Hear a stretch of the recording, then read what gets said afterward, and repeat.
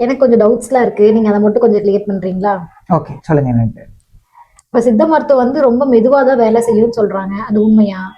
எந்த மருத்துவம் எடுத்துக்கிட்டாலும் அது வந்து நோயோட தன்மையும், நோயாளியோட உடல்நிலையும் பொறுத்து தான் மருந்து உடம்புல வேலை செய்றது.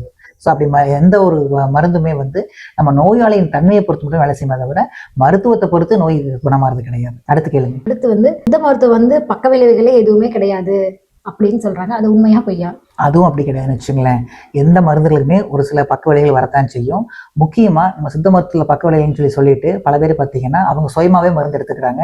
அதனால பல்வேறு பிரச்சனைகளை ஃபேஸ் பண்றாங்க. ஸோ எப்பவுமே நம்ம மருந்துன்னு சொல்லி ஒரு பயிற்சி எடுக்கும்போது, அத மருத்துவர் மூலமா அத எடுத்தா தான் அது மருந்து. இல்லைன்னா நம்ம சுயமா உணவு பழக்கமா எடுத்துக்கணும்னு வச்சுங்களேன். ஸோ எந்த மருந்தையுமே நம்ம மருத்துவரோட ஆலோசனை இல்லாம எடுக்கும்போது, அதனால வரக்கூடிய பக்க விளைவுகள் வரதுக்கு வாய்ப்பு நிறைய இருக்கும். அடுத்து பாத்தீங்கன்னா, சித்த மருத்துவம் வந்து வெறும் மூட்டு வலிக்கு மட்டும்தான், அது மட்டும்தான் கியூர் பண்ணும் அப்படின்னு சொல்றாங்க. அது உண்மையா பொய்யாங்க சார்? அப்படியும் கிடையாதுங்க. சித்த மருந்துகள் எல்லா விதமான நாள்பட்ட வியாதிகளுக்குமே ரொம்ப நல்லாவே ரெஸ்பான்ஸ் இருக்கும்.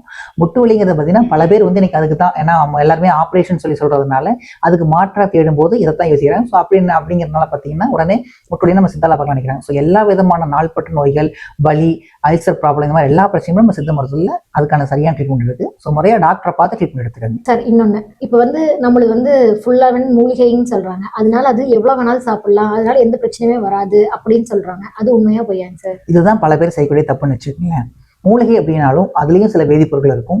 அந்த வேதிப்பொருட்கள் உடம்புக்கு தேவையான மட்டும் தான் எடுத்துக்கணும். தேவையான காலம் மட்டும் தான் எடுத்துக்கணும். அதை தாண்டி எனக்கு ஒரு நண்பர் அட்வைஸ் பண்ணாரு, ஒரு 6 வருஷமா எடுக்கிறாரு, நான் எடுக்க சொல்லி எடுக்கும்போது அதனால சில பாதிப்புகள் வரலாம், நாளடைவில் வர செய்யும். நம்ம அந்த பிரச்சனை எதனால நம்மளால கண்டுபிடிக்க முடியாமல் போகலாம்.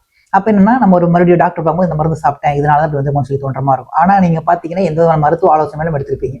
ஸோ அதுக்கு தான் திரும்ப திரும்ப சொல்றது, டாக்டரை கன்சல்ட் பண்ணிட்டு அதுக்கப்புறம் நீங்க எந்த மருந்தாலும் எடுங்க. எண்ணெய் தேய்ச்சி குளிச்சா சீக்கிரம் சளி பிடிச்சிரும், கண்டிப்பா சளி பிடிக்கும் அப்படின்லாம் சொல்றாங்க. அது உண்மையா பொய்யாங்க சார்? இதுதான் ஒரு மிகப்பெரிய தவறான விஷயம் வச்சுங்களேன். நிறைய பேர் சொல்லுவாங்க, நம்ம ஓபிலேயே பார்க்கும்போது பார்த்தீங்கன்னா, டாக்டர் எனக்கு எண்ணெய் தேய்ச்சி குளிச்சுன்னு சளி பிடிச்சுன்னு சொல்லுவாங்க. அது அப்படி கிடையாது. ஸோ எண்ணெய் தேய்ச்சி குளிக்கிறதுக்கு முன்னாடி பார்த்தீங்கன்னா, நம்ம எந்த உடம்புன்னு தெரிஞ்சுக்கிறது ரொம்ப நல்லது. நம்ம வாத உடம்பா, பித்த உடம்பா, கப உடம்பா, இல்லை வாத பித்தமா, பித்த கபமானு தெரிஞ்சுக்கிட்டோம்னா அதுக்கு தகுந்த மாதிரி நம்ம எண்ணெய்களை சூஸ் பண்ண வச்சுங்களேன். ஸோ இதுக்கும் டாக்டரை பார்த்து தான் ஆகணும், இல்லைன்னா நம்ம இது பண்ண முடியாது.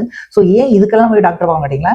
நீங்கள் இதை பார்க்கலன்னா நீங்க வந்து எப்பவுமே எண்ணெய் சொல்லிக்க மாட்டீங்க. நீங்க ஒரு டைம் பார்த்து உங்க உடம்போட கண்டிஷன், உங்க உடம்புக்கு இந்த நாடி, உங்க உடம்போட தன்மை தெரிஞ்சுட்டீங்கன்னா அதுக்கு தகுந்த எடுக்கலாம். பொதுவாக பார்த்தீங்கன்னா எல்லாரும் யூஸ் பண்ணக்கூடியது நல்லெண்ணெய் தான் யூஸ் பண்ணுவாங்க.